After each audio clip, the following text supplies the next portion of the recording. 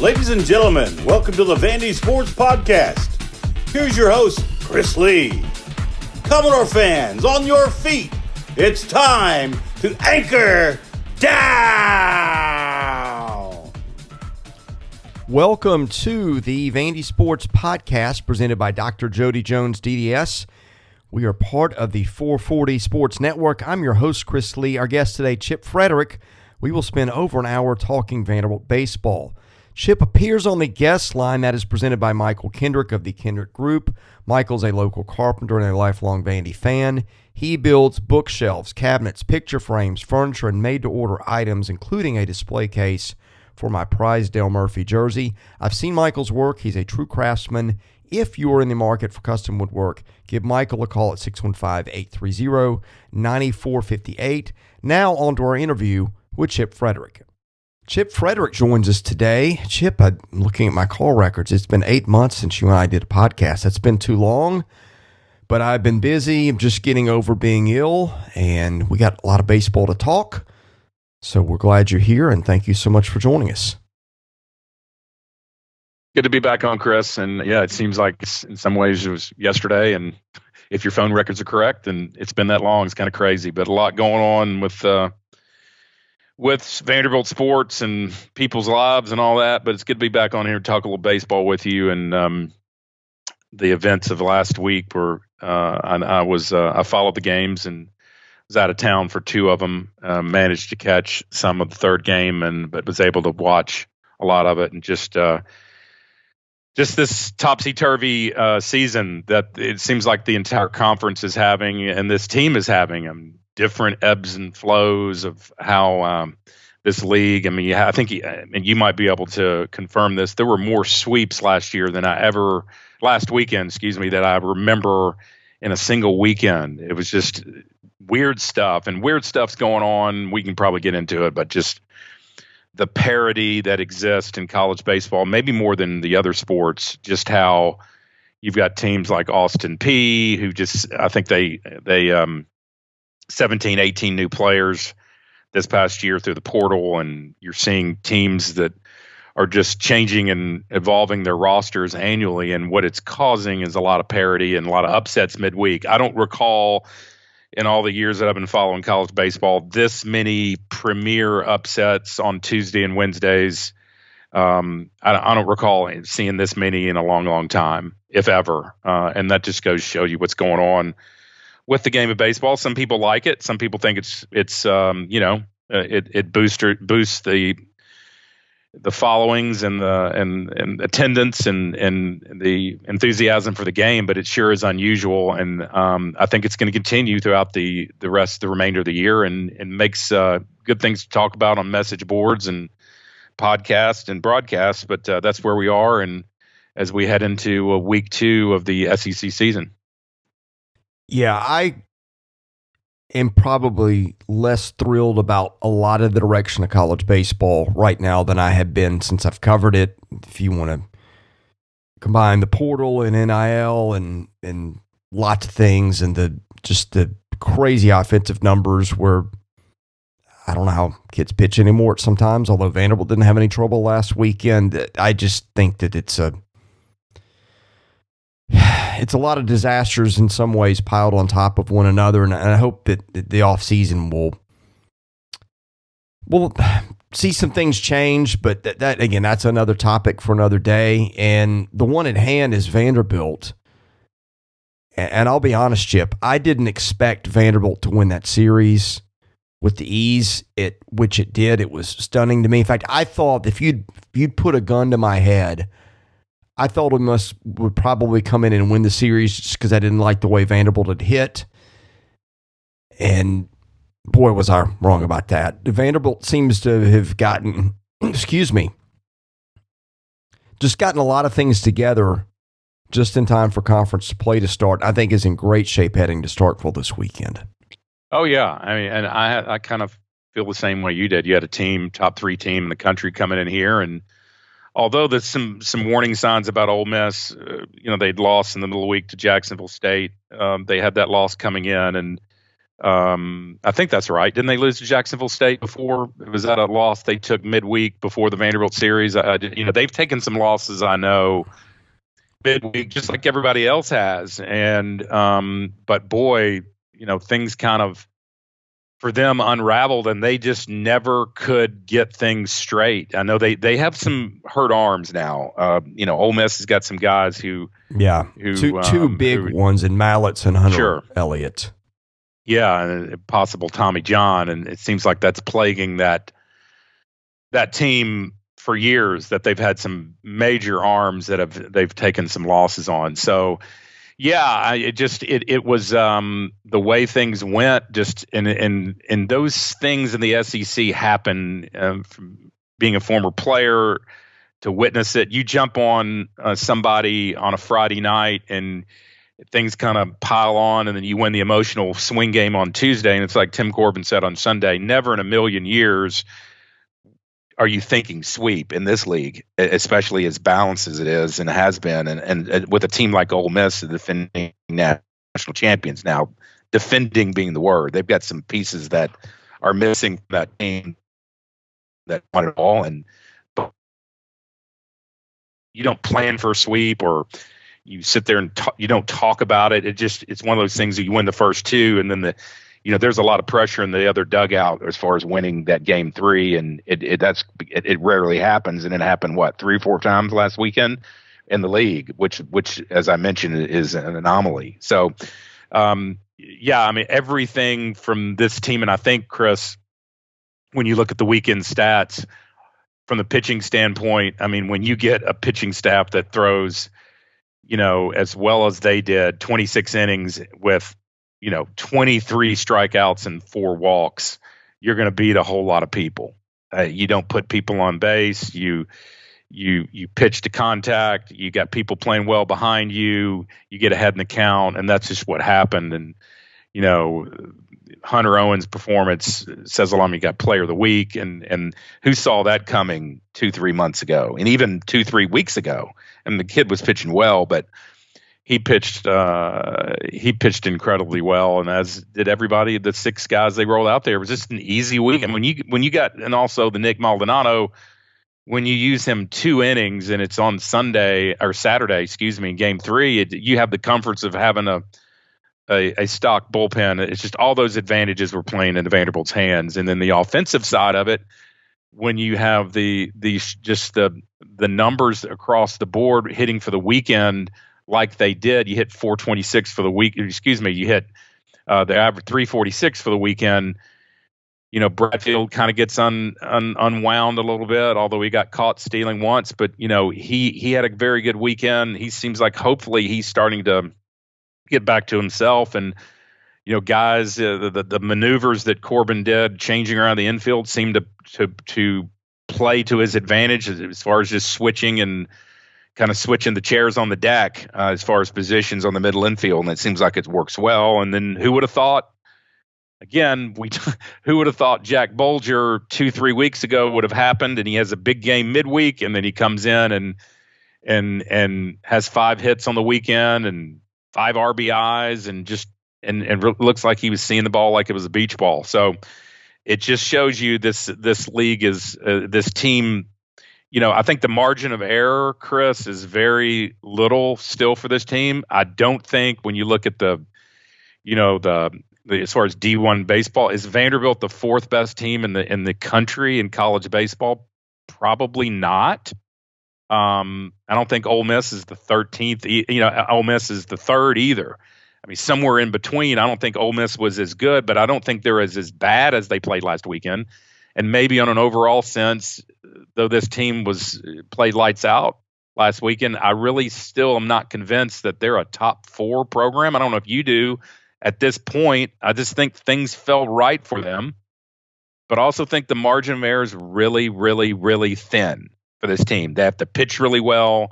And if they don't, I don't think they're going to be able to hit the ball as well as they did. Now, they might be able to against Mississippi State this weekend, who I don't think they're not very good right now and haven't been. But so the first 2 weekends might be, on the positive side, you might see some good things, but it's a long season, man. it's a really long season, and I think this has got to play out, and they got to stay steady and stay the course. Yeah, I thought last week the polls had them overrated. I don't feel that way right now. I really don't. And I've got a big sheet that I look at that's got stats for basically every player in the SEC. So I look at them team by team, and then I'll run some advanced things on it. I just think, Chip, they've got so much pitching that they're going to be hard to beat even if the offense is below average. Just so many guys, and it's not just like team ERA and stuff. It's like looking and going, how many guys can you trust on weekends? And they got more guys that you can trust on weekends than we saw last weekend. And that was against an Ole Miss team that, for all Ole Miss's struggles right now, they've not been hitting to make Ole Miss look that silly. And a lot of that was the fielding. I think the writing buttons seem to have been pushed on the infield, where that's kind of it feels right now like a lock it down defensive infield. You know what you're going to get with Bradfield and in center. Polk's been playing well in left defensively. Yeah. I mean, I don't know how to feel about the margin of error thing, because it kind of felt like you had a lot of guys hitting for them. I know that the output hadn't been pretty, and man, that Loyola series, it just seemed like it was one weak ground ball after another.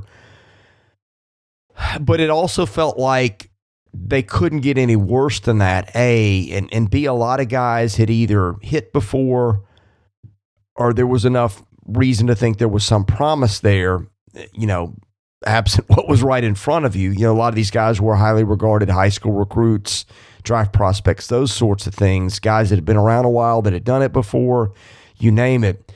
It felt to me like their hitting is what scared me. That's why I thought they probably would get in a slugfest maybe with Ole Miss and just wouldn't be able to keep up. But that's not the way it happened.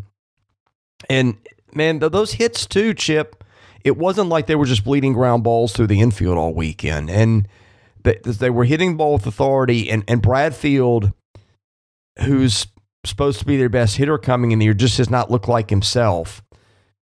Between the other guys, I guess for almost having to hit better because they didn't think it could have gotten a lot worse, between having Bradfield hurt and all of a sudden those guys showing up and really hitting the ball with authority all over the yard last weekend. It feels like maybe I need to see a little bit more, and maybe it we look back at the end of the year, it was a fluke, but I see a lot more promise across the board than I did a week ago, and I was concerned a week ago. Yeah, and it's such a small sample size as far as conference games. I mean, you look at this team; they're 16-5, and overall, and they're 3-0 in the SEC. But again, this is a long trek that you got over the next 2 months. And on paper, I mean, this schedule's backloaded.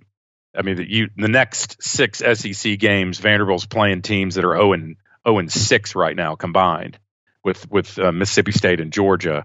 And then you've got, Missouri after that. So theoretically, you're looking at it, you're going, man, they could make some serious hay. Well, they better, because after that, you've got South Carolina and UT and Kentucky and Alabama all in a row. But it seems like I think it's quite obvious that they could make some hay here the first 9-12 games of the season. And you got to win as many as you can. But, it didn't feel right. I know he wasn't deserving to play early because I think at the time being, he got beat out. But you just kind of felt Jack Bolger had been through enough and seen as many at-bats as he had already in his college career that he was going to have to rebound if he got his chance, and he did. And he responded and things like that. The Shrek, who's the veteran, who Corbin talks about, the number of at-bats that these kids have had when you can't replicate the experience that you get with college at-bats. And you've got Shrek, who's had 4 years of those. So, it's things tend to work themselves out if you get another chance. But we've talked about this in podcasts before. It's hard with the talent that you have usually on this roster, that if you mess up and you don't take advantage of your opportunities, you're getting buried. and you're not going to get the same opportunities, and it's going to take you a while, and you better capitalize, or you're going to be sitting there at the end of the bench. I mean, look what Patrick Riley, in case in point on the pitching side. I mean, he's thrown 13 in the third innings, but he hasn't been rolled out there in a long, long time, and it's because he hadn't performed. And there's guys ahead of him; they just move up the conveyor belt, so I was impressed that Bolger did what he did, and some of these other guys thrust in the lineup. When you get your chance, you got to take it and run with it. And these guys have certainly done that as of late, especially last weekend. Yeah, you mentioned something on the schedule. They have really got a chance to put themselves in a good spot. Mississippi State and then Georgia. Those will probably be the two easiest series they're going to have the rest of the year. Then you're looking at Missouri, a team that I think is a legit top 25 team right now and is ranked this week. South Carolina, a team that I think is a top 5 team in the league right now. At Tennessee. That's going to be interesting for a bunch of reasons. Tennessee, by the way, next 5 weekends, excuse me, Texas A&M, at LSU, Florida, Arkansas, Vanderbilt. The schedule makers did the Vols no favors there. Then back to Vandy, Kentucky. Kentucky team is better than anybody thought. A trip to Alabama that won't be easy. Trip to Florida won't be easy. Home series with Arkansas that won't be easy. We talked about the schedule before the season. This is a spot, though, where Vanderbilt can rack up some wins and build in itself a little margin for error against a schedule that might lend itself to needing some of that later. Well, I think it's been made a point in several sites that Vanderbilt's lost some games against ranked teams, but they have more wins against ranked teams. They probably get the best resume in the country, I bet. Oh, yeah. If not, it's really close. Yeah. So that the wins that they've amassed, and you look at, you just wonder if some of these teams in the SEC, when you look at them, I don't think Tennessee's played anybody. I mean, and you wonder if that's coming to bite them on the back end as they prepare for conference play. I don't know who South Carolina's played. They're 20-2. Kentucky, I mean, they're 19-2. Well, last time Kentucky was 19-2. I don't know when that was, but I think some of these. I don't think LSU's played they played Texas. Had a win in there mixed in, but it's the first time in a long, long time that I've looked at the standings on both the East and the West, and I've seen so many inflated numbers on the overall record: 20-2, 19-2, 16-3. The 19-2 with Arkansas, LSU, and Alabama being 19-2, 19-2, 18-4 respectively. I don't think I've ever seen that. Usually, right around now, you've seen some teams even with 500 records, or maybe even upside down. And even Mississippi State at the bottom of the league at 0-3, they're 14-8. It sure doesn't seem that way. I don't think the league as a whole has played as strong of a schedule from top to bottom like Vanderbilt has, and that's a tribute to, you want to get your guys to see what good is, what good pitching is. And if you would have told me that this team was 16-5 overall and had the losses that they did against the teams they have lost to, Nebraska faced a really good pitcher when they lost, but that didn't seem. If you would have told me, I would have bet you money that they wouldn't have lost to Arkansas, Nebraska. And then the midweek game that they lost to Central Arkansas, I think it was. And those are ones you think you're going to get, and they're still 16-5. There's quality wins sprinkled in there. They've got, none of them were per se on the road. They were neutral site, but still that's going to get you a lot of favor down the road when it comes to their strength schedule, RPI, when that's all factored in. Yeah, well, I don't know if people have noticed, but UCLA is the number 1 RPI team in the country right now, and Vanderbilt's got a series win there. So that is going to be one that's going to be a feather in their cap. The Big 12 taking 2 out of 3 there is going to be the same. I don't know how much the Ole Miss series win is going to be worth in the end. I guess we'll see. Ole Miss has got to be better than it was this weekend, but it's got pitching issues. They got Florida this weekend coming in Oxford. That's going to be tough. I mean, that with the pitching issues. Yeah. I mean, they got a rebound there. All right, back to Vandy. How good do you feel about the offense at this point? I would have liked to have seen how a full game against Lipscomb played out. I guess they played 3 innings, didn't score any runs, but they had runners all over the place against Ethan Smith, ironically. Yeah. How are you feeling about things? Because I do think that offense has got a chance to be good. Yeah, I think there's from especially what they did last weekend. I mean, you look at it, seemed like every single thing worked. You got to get you got to get Enrique going and continued going though, because I mean he's the catalyst for everything you do, and everything just falls in line. Shrek has been as advertised. Didn't start off as quickly, as fast as you would think he would. Started off slow, but boy, is he rebounded and played like the veteran. And then you got the sprinkled in the Maldonado, who's the youth. Matthew Polk had a great weekend last weekend, so they've got the pieces there. Vastine has been sharp, swings a quick bat, a lot of exit velo on his bat, and he longer from where he was last year.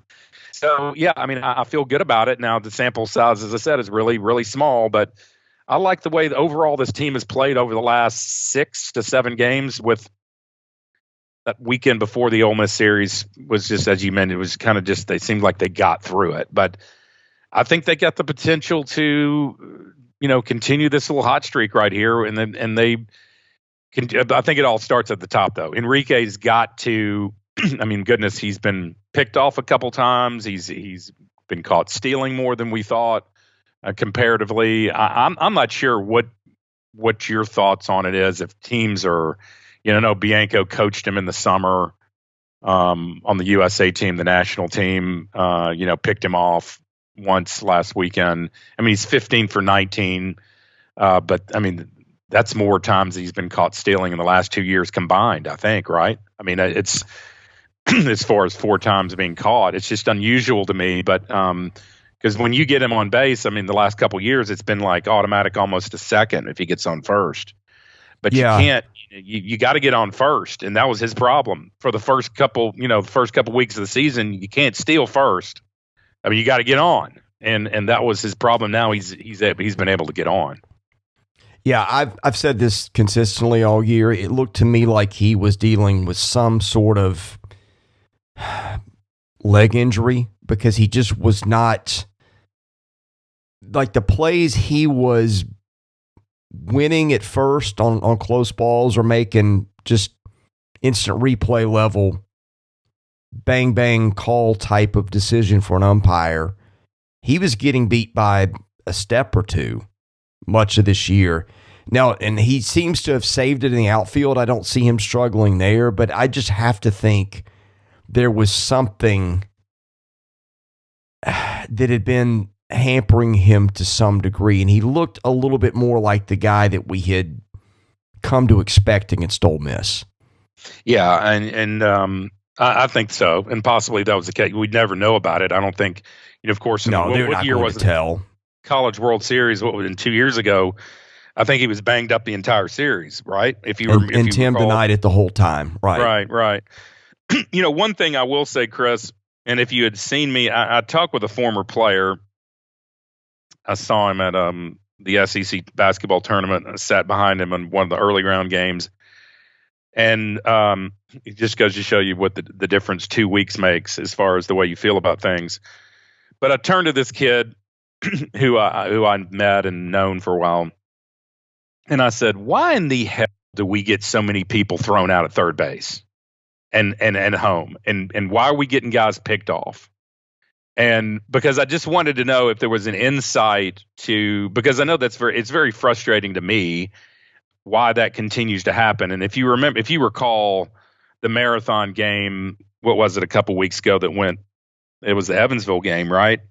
The catastrophic, and I don't know if you and I traded text about it, but I don't know if people were missing signs, getting picked off third base, getting picked off second base. It just seems so uncharacteristic for Tim Corbin coached club. And so I asked this player, and he just said, obviously the pressure is, and the philosophy from the staff is to put as much pressure as you possibly can on the defense to make throws, to make the simple throws.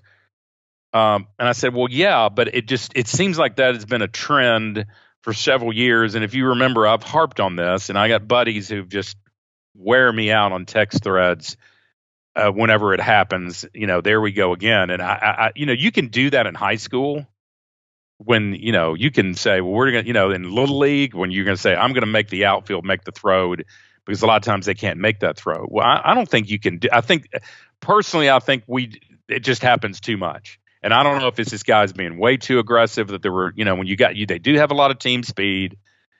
That is true. But when you take yourself out of innings like has happened, and I don't think it happened, Bradfield got picked off once. That was at first. And we were ahead so much in this weekend, we didn't have a chance to get thrown out at third or at the plate or those little things. I don't know and we've talked about this before, and it bugs me. But I just think it happens a little bit too much, and it's happened the first couple of weeks of the season. It was kind of a broken record. And I'm like, what am I missing here? But played for Tim, he just said, the emphasis on we are going to take the extra base, we're going to be aggressive and just press and press and press. And I don't know if you've noticed that or not, but it continues still, I think, to be, if you look at this team, the little things to be as intelligent as they are. It just happens too much to me. Yeah, I can argue both ways on that. It feels a little bit not quite. I used to refer to it as Eric Bakkich's flying circus when he was coaching third base, and it just seemed like the 2007 team. 1 year. Yeah, I mean, and that was a team that could really hit, but it seemed like they would get thrown out on one stupid base running play per game, like it was clockwork. I felt like, and maybe this is just memory fails. It feels like in 19 when they had that loaded lineup and they didn't really need to manufacture runs. I think they led the country in home runs. Maybe they didn't do as much of that. It feels like he made a decision before the season that, hey, there might be some nights we struggle to score runs because we don't have a Blade or an Austin Martin or somebody like that. I know they've got Bradfield, but it's a little different, and he's been hurt. And it feels like they made a conscious decision to go back to playing that way at times. And I guess it doesn't bother me maybe as much as it does other people at times, because the thing that people forget is they see a guy picked off, they see some of the stuff, and yeah, some of it, choose your word, inexcusable, whatever, but people forget those things when they score from second base on an infield ground ball, and other times that it pays off, or a time that it doesn't show up as a hit, but a guy rushes a double play throw or something like that, or they press an issue by doing something a little bit unconventional that causes a little information overload on the part of an infield defense, and translates as them sneaking a run somewhere else, if that makes sense. Yeah, and they've done that for Corbin's entire tenure. It just seems like to me that, well, more at the first than they have done in recent years. But again, I think that was to me, hey, we may not be able to count on 5 or 6 runs a game every night like we have a few years in the past, and let's make sure we get a few, because a few might be all our pitching staff needs. That's true, and when the hitters catch up with the pitching, which I always harp on every year, is that the weather heats up and you get these guys, the bats kind of the arms tend to dominate early, and then the bats heat up as the weather heats up. We'll see if that can ring true, and this pitching staff can stay as dominant as they have been. But when you do as well as they did last weekend, they're going to be, and you hit as well, they're going to beat almost everybody they play. It's whether they can keep that up as the competition also continues to heat up. I mean, but again, back on the lineup, there's Dominic Keegan's production. You can't really replace that as well as he was slugging it last year with the home run production, led the team in RBIs, and but they've managed to look different. I think they attack pitches earlier in the count than they have. I know, frustrating as it was a couple years ago, and I harped on this when at the College World Series against Mississippi State, this team, and even points in last year where they weren't being as aggressive on hitting fastballs early in the count and attacking, whereas they would seem to take a lot of strike threes right down the middle, and it just was not a textbook type of hitting that you would think at the college game would resonate. And last weekend, and if you listen to Corbin's comments, I think he said that's exactly what they did. They were more aggressive, were able to hit pitches they wanted early in the count and drive fastballs in the gaps, and that's what they did. And if they can continue to do that, I was glad to see that production that just came out of the blue. And I hope it wasn't just a one weekend thing. We would like to, as you just mentioned, for them to get that game in last week, because that would have been a good precursor to the weekend and get them, at least they got out there for 3 innings, but still it's not the same. None of it counted. So we'll see how they take that to Starkville this weekend. Okay, Chip, I want to talk about a few guys briefly before we hit the mailbag, and also talk about the series ahead with Mississippi State. Jack Bulger looked so good this weekend. Just was really hitting the ball on the screws, and that was kind of the guy we got. I remember when he first started playing as a true freshman, he was a guy that showed some thump in his bat. It just seemed to have mostly disappeared this year and most of last year. Jack just turned into an infield ground ball hitting machine, and you always knew there was more there, but we just hadn't seen it in a while. To me, that was one of the, maybe even the most positive development of the weekend, was to see him hitting with the promise that he showed when he got here.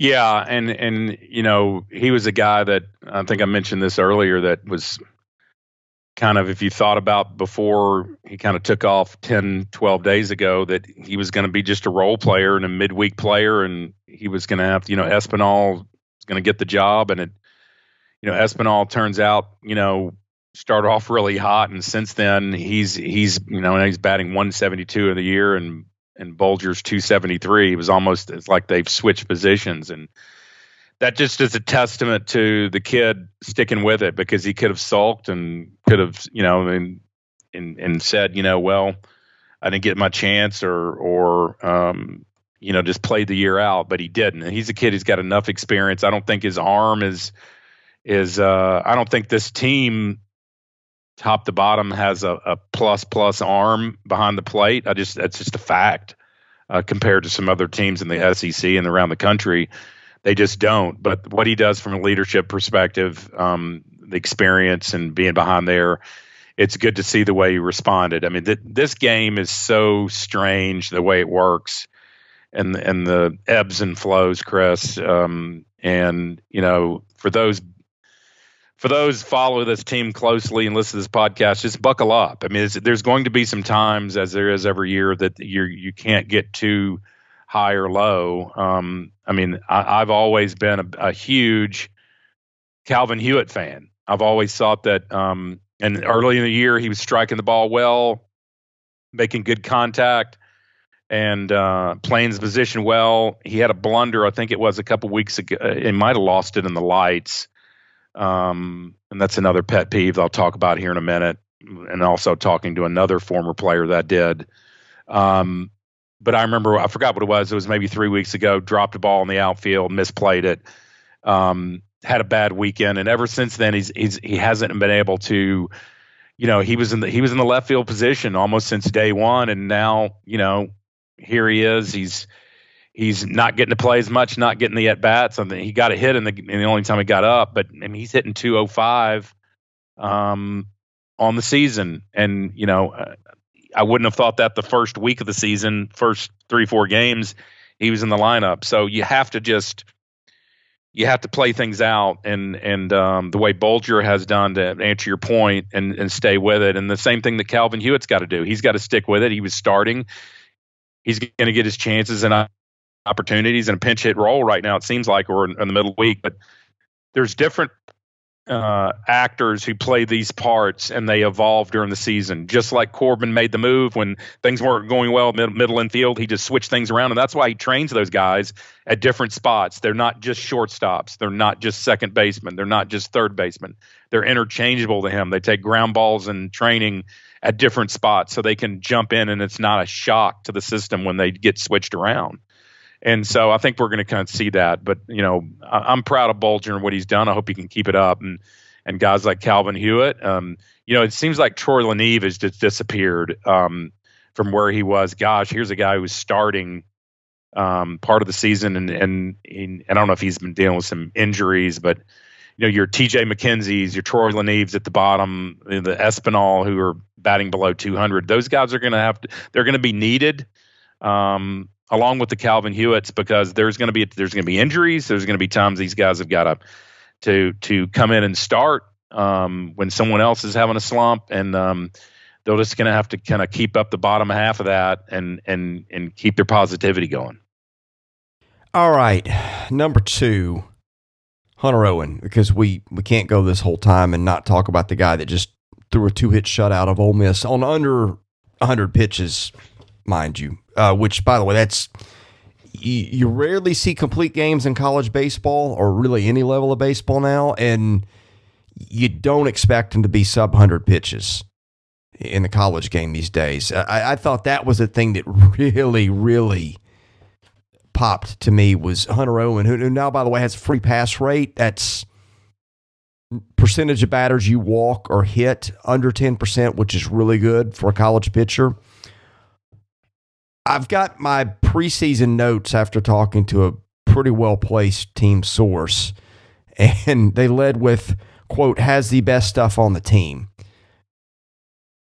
I know the pitch that was really working the best for him, and I was a little bit hit and miss on watching that game, but it was that mid-70s curveball that was working, offset with the fastball. I've got that he throws a 2 and a 4 seam.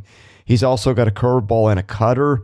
I don't know how many of those pitches he used in his last start, but I know the fastball and the curve, he was really working those to offset each other very effectively and throwing them for strikes.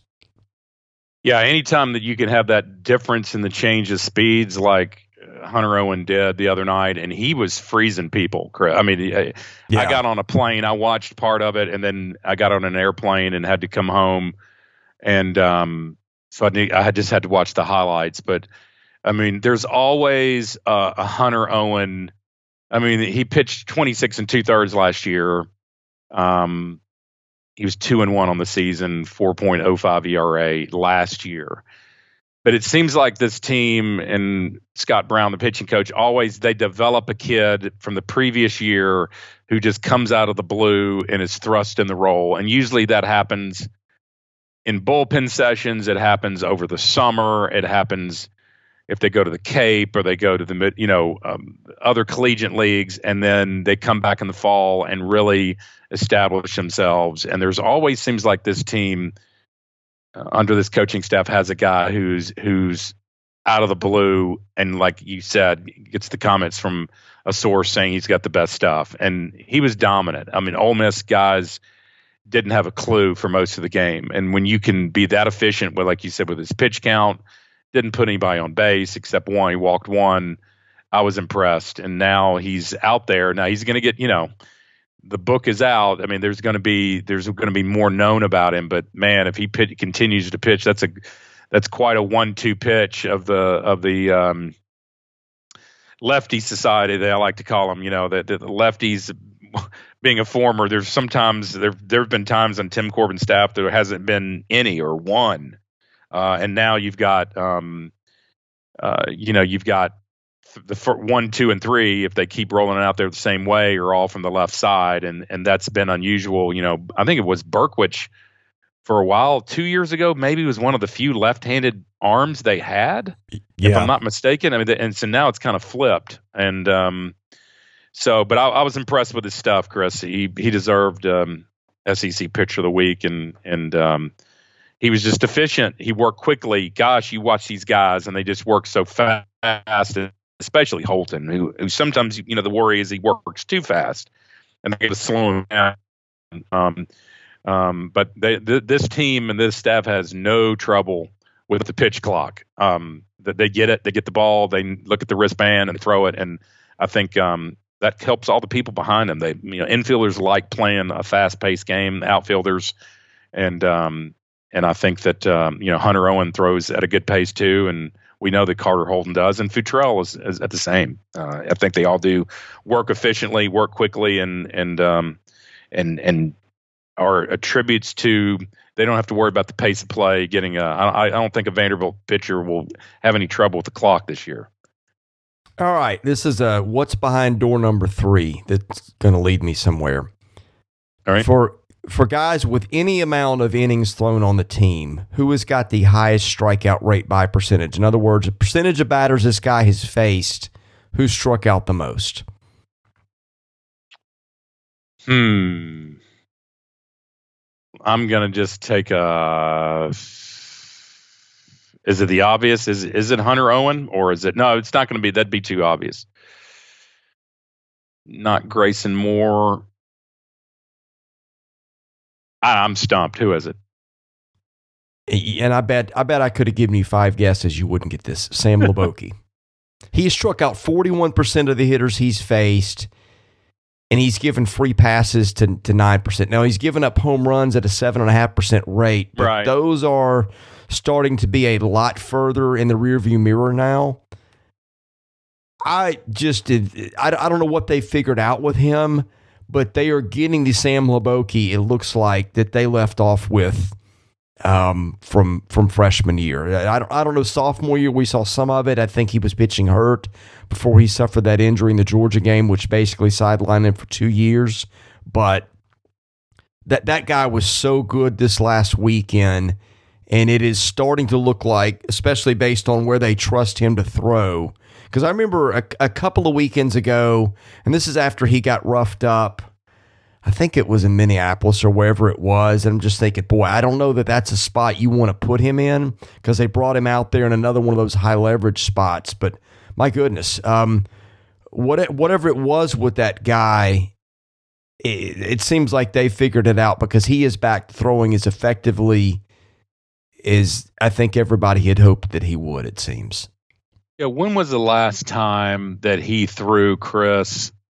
It was 18 months ago when he got hurt. Was it against like Oklahoma State? Oh, no, it wasn't 18 months ago. It was early to mid-April of 2021. He missed almost 2 years.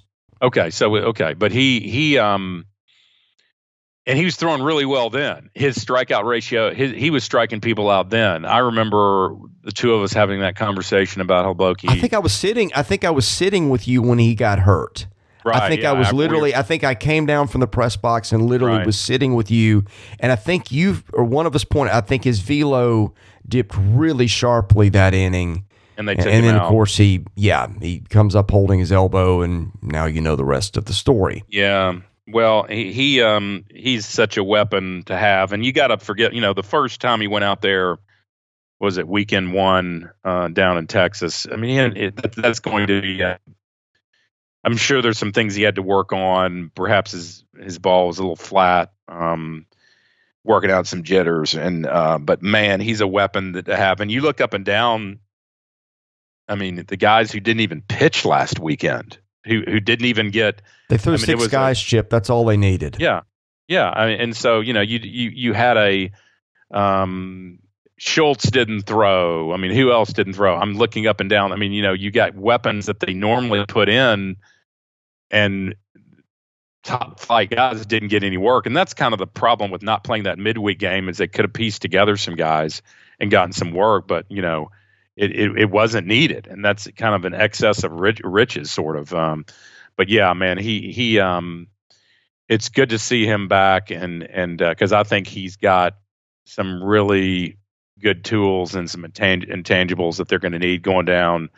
If somebody goes and who knows how this rotation, I don't think it's in any way cased in concrete as far as these 3 guys going. I mean, Futrell had a little more trouble than he's had in the last couple of weeks, and then he had that dominant campaign he had last year. And when he gets I think Futrell still changed up his best pitch, I think it can be an incredibly effective weapon. But in this league, guys can catch up to that, the better hitting team. So we'll see if it stays through. And there's some thought of throwing 3 lefties out there, if that's you're going the percentages of if teams are going to start stacking righties and using that to their advantage.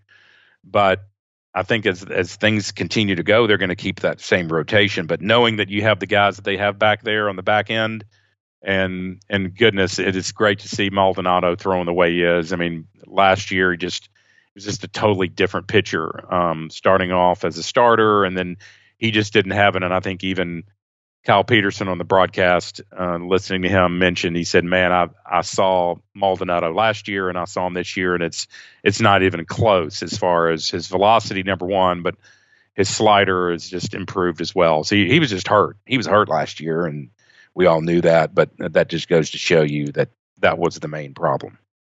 This season of the Vandy Sports Podcast has been made possible by my friend Dr. Jody Jones, DDS. When it comes to general or cosmetic dentistry services, Jody is the best in Nashville. Just check out his client list. It testifies to that. He sees movie stars, music stars, athletes, coaches, you name it. Jody is the dentist of choice for stars in Nashville, but he sees regular folks like you and I as well. What people love about Jody's office is the ambiance. It's relaxing. It's friendly. Someone described it to me as a tooth spa. Whether your needs are general or cosmetic, go see Jody today. Call him 615-270-2322. See him at 55 Music Square East, not far from downtown or the Vanderbilt campus. Jody is a former Vanderbilt football player and a huge Commodore booster, so go and talk Vandy sports with him while you're there. Go see Jody Jones today. Thank him for his support of this podcast, because without it, this season would not be possible. And one thing to remember, too, they're doing this without Andrew Dukanich, who's been on the shelf a couple weeks now. And I think that expectations for him seem to be higher than they were for Trell before the season. So that's another guy that may end up really helping him. I have a theory, again, anytime a guy's control goes horribly wrong, and he was walking or hitting a third of the hitters he faced, that's a sign that maybe health is an issue, which was the case for him. And I don't think the strikeout rate, which is 21%, was as high as we expected. So if they can get him back at full health, that's another dominant arm they've got that they haven't even been able to take advantage of. And was that a back or a hip or something? I think a hip. I don't know what it was, but yeah. Yeah, well, that's better than being it wasn't an arm, right? Yeah, well, that's better than being an elbow. I'll tell you, in this day and age, with all these blown arms and elbows and UCLs and headed to the Tommy John surgery, it's that's good to know. That's what I thought. That's what it was at least conveyed to me, and I just wanted to double check if anything else had come back about that. So, are you ready for the mailbag? Let's hit it. The mailbag is presented by Sutherland & Belk, a family-owned injury law firm. If you or a loved one has been hurt in an accident, please call Taylor or Russell. That number, 615-846-6200. See what your rights are and if they can help. All right, this one from Superior. And I'm just going to go in order of the questions being asked here. This will take us on a little detour, and then we'll get back to some on-field stuff. Chip, there are rumors of premium seating along the first baseline. Additional seating will cover decks, as well as seating on top of the Green Monster. What would you like to see here? Let me preface whatever your answer is by saying that there's been a lot of talk behind the scenes about upgrades coming to Hawkins Field. I've been hearing stuff since last summer. Vanderbilt, being the way that it does things, does not like to announce anything ahead of time. And so what ends up happening is rumors leak out on my board. There's been stuff I've been hearing privately that's now making its way to my board in bits and pieces. About a lot of stuff being done to the stadium, new seating, decks, those kind of things, restaurant type, food type thing in right field. What is it that you have been hearing? Pretty much the same. I'm one of those advocates that I wish, if this stadium cost, I forgot how much when it was originally built, but this was before anything was in the outfield. But that was in, 20 years ago 20 money. years ago. Yeah. So you're talking about, I'm one of those advocates. So I kind of wish they would have, if they hadn't have built the addition in left field over the Green Monster, the training facility, you would just pick the stadium and move it over to where the intramural fields are and build just a nice, incredibly nice, first class, not cramped, plenty of room stadium. But that too much has gone down the river there as far as the money and facilities and the way it is. That would have been my preference. But, you've got donations from former players and sure they could do it, but and I've heard some weird things like another former player. I keep running in these former players, these younger guys, but one mentioned, he said, "Hey, have you heard that they're going to be moving home plate? They're going to be moving, knocking down stuff," which would surprise me a little bit. I don't know if you'd heard that. Actually moving the grandstands, which would seem to me, with the closing of Jess Neely, they can do a lot more now with that street being closed. You can't go back too far though. You've got, buildings that are going to be behind there. You got brand new turf there. You're talking about scraping a bunch of stuff and bricks and mortar that would be expensive. It seems like to me, if you start doing that, you might as well just tear down and rebuild. But there still is going to be limited space whatever you do. I could see an overhang on the first base side, a deck situation, maybe doing some stuff, as you mentioned, the outfield. I think Tim, from what I've been told, has always wanted to do something on the Green Monster, maybe a student section or a party pavilion on top of that. I think that'd be really cool. There's some liability issues there, of course. Anytime that's a pretty long fall, you'd have to protect that and make sure that it's safe. But there's some things you can do. I think the amenities wise, concession stands, restroom facilities need to be upgraded. I think there's some things that you could do, but that money could run out real quick. And you got to sort of correlate it with what's going to be done with the football. I don't think you really make any plans until that is done. But I do know that there's been some significant monies donated and set aside from Vandy United. I know there was a gentleman whose name escapes me from Oklahoma, a big donor, former board of trust member, gave $5-6 million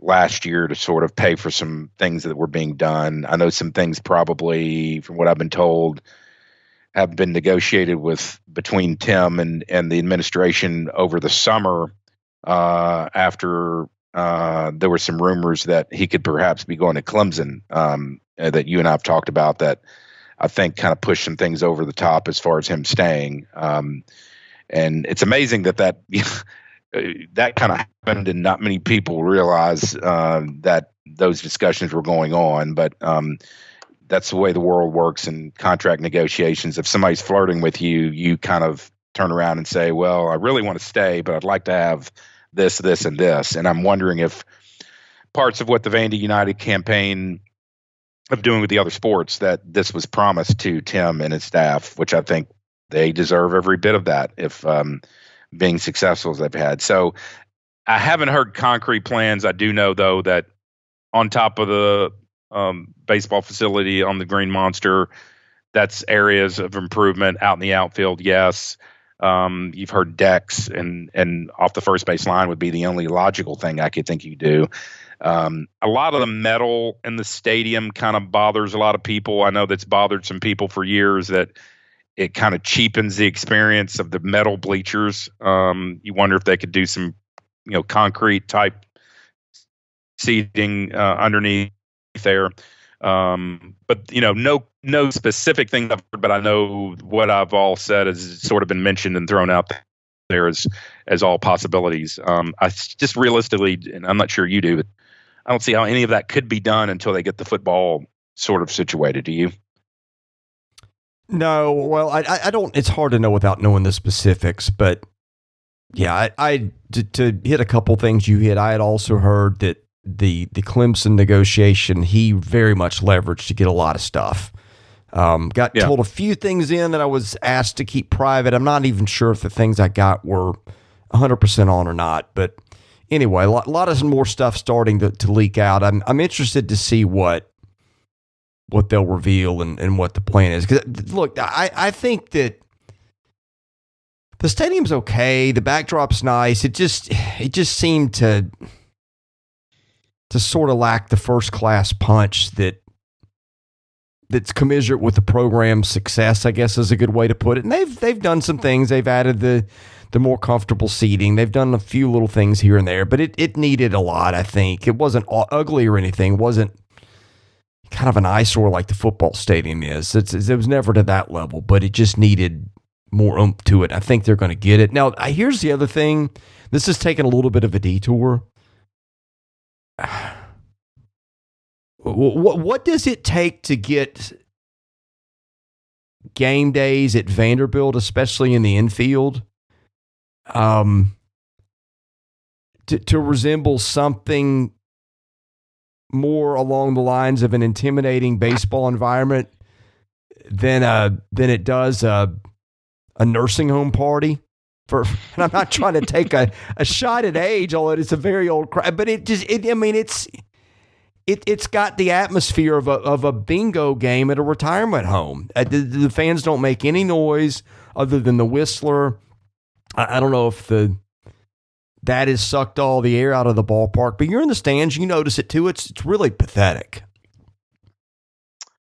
Well, and this is why I don't know if in the new thing you try to put a student section up on top of Memorial Gym or in right field and try to get them to come out and just really try to recruit a bunch of people to make noise, and maybe you can somehow enhance that through the renovations, track some sort of a setting to where it makes it popular for people who will go out there and be rowdy a little bit. I'm not talking bad or underhanded things or, drunkenness or anything like that. I'm just talking about creating an atmosphere that is severely lacking there. Yeah, and that's been a problem for years. And when the stadium was built 20 plus years ago, you have these long-standing season ticket holders who had tickets, and they were really, really cheap, and the seats were. Chip, it was loud there in 2007. Yeah, you had some older, but it was loud. That the regional for Michigan was incredible, and I don't know how it got to the point to where you go out there and you can hear a conversation 2 sections over in the middle of a game. Yeah, and even when I looked at the broadcast. When I was at the airport of game 1 of the Ole Miss series, and it was technically they advertised it a sellout. The paid was a sellout, but there was I guarantee you that was 65% full. There were seats everywhere, especially in the front row. And you have all these long-term Vanderbilt fans who have tickets. Chris, where I sit, I have friends of mine who sit a row behind me, and they have 5 tickets, and they showed up at a game one time, and I go, "Oh, hey, didn't know you had tickets there." And they go, "Yeah, we got them. We just don't really ever go. We just kind of come to the ones we can." And so you have these pockets of just rows of seats that are not used, and the people eat the tickets. Now, to Vanderbilt's credit, they do send emails and text out now. I don't know how many people respond, and they say, if you're not going to the game, donate your tickets. We'll find some fans who can come to the game. For you, we'll resell the tickets, get them in good hands, donate them to little league teams or whatever. Then, they started doing what LSU, which I preached for years that LSU does, and I'll just tell it real quick. LSU has a deal, and they still do it. In the 3rd inning, they got like a will call a line out of the stadium because they have the same problem. Seats are sold out, but people don't come. So they'll have a line of people in the 3rd inning. They'll let those people in. They resell the ticket basically, but it's general admission, and people come running in the stadium and they can fill the empty seats up. Now, if the person comes, it's not like squatters' rights. they have to leave if they have that ticket, but they can move to another seat.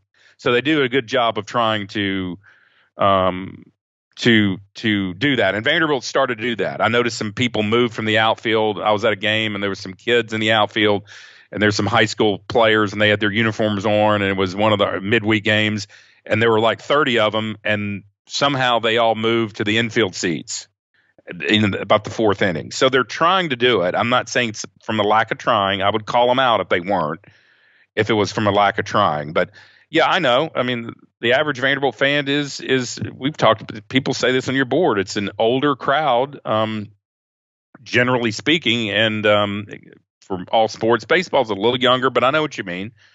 But it's just creating that environment where you got to get butts in seats. And then they tried it, and I'll say this, the tickets were too cheap, so they started making them tickets more expensive. So the casual person who's going to like 3 or 4, 2 series a year and eating their tickets, it was going to have to be more of a financial commitment. Well, that's helped a little bit, but still, I know there's people who only come and they don't they don't give their tickets to anybody else. So, in long answer, it's still an issue, but I think it's they're trying. I'll call them out on things. I will, Chris. When they're not doing it, I think there's efforts to do that, and I know it probably bugs the team when they show up on a Thursday night, first game of the series, and there was only 60%. Now it was spring break week, and I'm talking about spring break for public, private.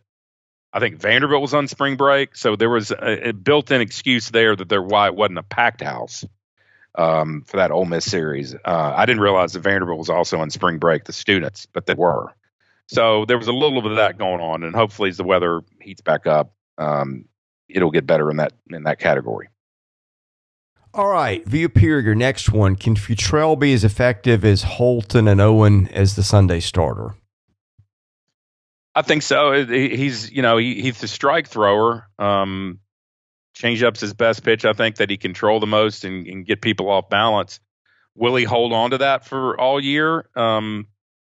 It remains to be seen. If they're throwing those first 2 guys out there, they keep throwing the way they are. Do they want to throw 3 lefties out in a series for the entire year? I don't know, but it's a good problem to have. I trust the kid. I think he's got a good head on his shoulders. There's enough people behind him if he falters and maybe is more of a mid reliever. I don't see him thrusting back into that midweek role.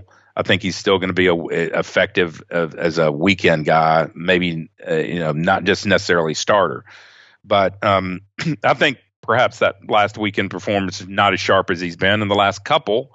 I know he missed the series in Minnesota. So yeah, I mean, I think has been as dominant as he was and as he was last year, but I think it remains to be seen. And I'll let you know in a weekend or two if that's true. But I think I like the way he throws. I like the way he controls 3 pitches. Breaking ball's gotten a little bit better than it was last year. I think that was a pitch of the 3 that he uses is not as strong. And I think he's gotten a little bit better. But man, he's Glavine-esque as far as how he can throw that change up on the outer half of the plate and fool people. So I think it remains to be seen. Okay, VP also says, what's the deal with the new rule about the pitcher licking his fingers before the pitch? I don't know that one specifically. I do know that they were going to have, and I don't know what form this was going to take. Maybe this is part of it. A little more emphasis on checking for, or guarding against baseball doctrine. Not that anybody in the league would have been doing that a year ago, of course, but yeah. I don't know where that question ties in, but maybe you do. Well, I did notice, funny he mentions that. I did notice on television, Holton went right to his mouth while standing on the rubber and licked his fingers and rubbed the ball up while he was standing there. And I do not know. I would just be guessing if I said that. The old rule was that it was a general rule that if it was cold enough, that they would tell both teams before the game, you're going to be allowed to go to your mouth because it's cold. or and that's at least back when I pitched, and then when I was doing broadcast, I know that was the rule. Now, if there's something new, because I would have thought they would have been the reverse when he did that. He went to his mouth as much as they're doing when he licked the ball, licked his hands, and then went right to the ball. It's like, oh God! I mean, I saw it, and I was like, they're going to call something, because the way they're doing the pitch clock and the way they're doing checking gloves in Major League, and they're doing all this restrictive stuff. I was surprised, but I know in baseball in the past that there's been a gentleman's agreement. They go to both coaches and they would just say, we're going to let you lick your fingers because it's so cold and it's hard to get a grip on the ball. Whether that's changed or not, I don't know. It's hard for me to believe that they changed it. Seems like with the ball that, they're making the seams flatter over the years and not as big as seams, because they want it to be, not have as much break and foreign substances on the glove and all that. It seems like it would be they wouldn't let you just do that, and being restrictive on everything else. So I think it might have been something with the temperature that night. That's just my guess. We'll try to find out. VUMAT23, who's the most underrated pitcher on the staff right now, he also adds he's glad the Chip podcasts are back, as they are some of the best. Well, that's nice. Nice of you to say. Thank you. Good to be back. Underrated pitchers. That's really hard to say at this time. Just they've got such a it's easy to say based on what happened last weekend. I mean, goodness, Hunter Owen, as far as passing expectations, but I don't know. Who would you think, Chris? We didn't get a good sample size last weekend because not many of them pitched. And I know they pitched on the season, but as far as being underrated, that's a tough call to me, because you got some established guys like Schultz, who's been around. I know Briley's been somewhat of a disappointment this year, at least so far. You could say Hleboki, but Hleboki to me was proven 2 years ago as well as he threw 2 years ago, February, when he got hurt. That's not really underrated to me, because I know what stuff he has. From where he seems like he's sort of picked it back up or got, from when he last pitched. Who would you say? Well, I would have argued that people didn't appreciate Hunter Owen enough. I think probably that's been taken care of with the complete game 2 hitter. I made my argument for Hleboki. I don't know that people realized how good he'd been, other than, of course, there was some disaster in there. But Bryce Cunningham, I mean, there's a guy who's been lights out, has not given up a run. He's got a 35% strikeout rate. Grayson Moore's one. The ERA is 5.02, but you dive into the numbers a little bit more. He's got a 13% free pass rate. That's not high. It's probably average. You'd like it lower. He struck out 35% of the hitters. He's only got a 6% ground ball rate. You'd like to see that a little bit higher. But I think some of the numbers against him, it's a 424 batting average on balls in play. That's really hurt. Probably Bryce Cunningham. I mean, yeah. To wit, we haven't talked about him yet, and he's been lights out. Yeah, and he had, if you remember, he kind of came on at the end of the year last year, and so it's good to see him pitch as well as he has. I mean, goodness, 19 strikeouts in 15 1/3 innings. That's pretty daggum good. So I'm gonna go with you and second your notion there that Bryce Cunningham's probably the most underrated guy on the staff. Okay, Baseball Bros, was last weekend a combination of Ole Miss being overranked after playing a cupcake schedule and Vanderbilt having a great weekend, or that Vanderbilt is great, that it destroyed the number 3 team in the nation, which is a good team in its own right? I'm going to give you a little bit of my take before you answer. Vanderbilt probably had played the toughest schedule in the league coming in, and I've looked at everybody's schedules, and Ole Miss was probably up there because it actually played, let's see, it had that same weekend that Vanderbilt did in the Big Ten event. And let's see. I'm trying to find Ole Miss's schedule here. Excuse me just a second. It played a full weekend against Maryland, which is preseason ranked.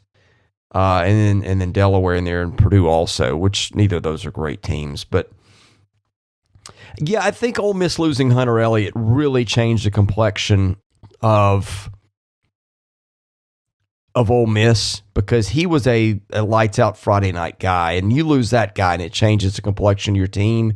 I think it was like you could play the whole weekend again. It wouldn't be that lopsided again, probably in 10 tries. I could be wrong.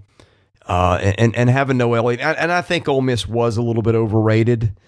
I just don't think the pitching staff right now in its current shape is that great. But anyway, your turn now that I've taken a lot of the best points away from you. There's a lot to that. No, I think Ole Miss is wounded on the pitching staff wise, so I think they were hurt there, and that really hurt them. And with two of their starters being out, you have to take that in consideration. I think, as I said, and I think I may have said this in one of the first statements, I don't think Ole Miss is as bad as they showed, and I don't think Vanderbilt at this point in the season, if you take this thing out the next 10 to 12 weeks, will do what they did last weekend again or as well. I think it fell perfectly well for Vanderbilt. I'm not saying that Vanderbilt's not any good or we're not a top 15 program or whatever. I just think things just fell incredibly well. So it's like that one of those things, you're not as bad. Coaches use that. You're not as bad when you play horribly. You're not as bad as you really think you are. And when you win by 30 in basketball, you're not as good as you showed. It's just one of those things. I think everything fell together. So I do think it will be to this team's advantage going forward that they played the strongest schedule as they did. And I think you're going to find, based on experience, you're going to find that the teams that did not play as strong schedules and did not see the frontline arms across the board and have these inflated records, I think you're going to see that kind of correct themselves. It always seems to do. Now, the Kentuckys of the world, South Carolinas of the world, they're feeling pretty good about themselves right now, and that can take you a long way. That can absolutely be worth a couple victories later on, but just because of the confidence factor that you get, these guys, especially South Carolina, has been down for a couple years, and Kentucky's been down for many years, where they start feeling good about themselves, and next thing you know, you're winning games you shouldn't in the conference. But I think that, to answer the question in short, which I didn't do, I think it's a mixture of just somewhere in the middle there. We'll know more about Ole Miss this weekend when they play Florida at home. Isn't that right? Don't they play Florida at home? That's correct. And we'll find out more about them. But we might really not know about them for a while until they get healthy, if they do get healthy on the pitching side. Chip, that's in the mailbag. I'm out of time for today. Thank you for joining us, but want to give you a minute to give a shout out to your real estate business. I know you do a lot of work with clients and helping people find new homes, and it even helps some podcast listeners. So wanted to give you a minute to tell folks about that. Sure. We love helping Vanderbilt fans, Southeastern Conference fans, anybody listen to this. We've have over 180 agents in 2 locations, an office in Brentwood in the Maryland Farms area, and then one in Green Hills, just about a block or two west of the mall, the Green Hills Mall. So we've been in business since 1957, love helping customers find their dream home, buying or selling their home. This is still a somewhat of a seller's market, but things that, boy, we talked about, we hadn't talked since the summer, or maybe it was around the draft time, but things have changed a little bit in the world as far as interest rates and pricing, and things have slowed down, but there's still an opportunity here for anyone looking to buy or sell their home to use the agents, our expertise that we have, and the experience and the knowledge and the contacts that we have in the community are second to none. So give us a call at 615-327-4800. You can check us out on the web at frederickandclark.com. You can look at our listings of homes all across the country, the mid-state area, the all counties surrounding Nashville, and we can hook you up with one of our personal agents. I know I've talked to some listeners over the last year about their home needs, and happy to help them out. So again, it's frederickandclark.com, 615-327-4800. We love to help your listeners out for their real estate needs. Hey, thanks, Chip. We'll join you, or we'll look forward to you joining us again next week. Okay, Chris, take care. Thank you for listening to today's episode. We thank our presenting sponsor, Jody Jones DDS. We thank our other sponsors, Sutherland and Belk and MyPerfectFranchise.net. If you're interested in sponsoring this podcast, and that's how we make this work, please email me at chrisley70@gmail.com. We also ask that you subscribe to our website, vandysports.com. That is $99 a year. You get things there that you don't get here. And of course, please rate, review, and subscribe where you see our podcast. That helps us get noticed. Be sure to follow us on Twitter at vandysports.com. Follow me at chrislee70. And finally, subscribe to our Vandy Sports YouTube channel as well. Thank you for listening to the Vandy Sports Podcast, which is part of the 440 Network. I'm your host, Chris Lee. We'll catch you with another episode coming very soon.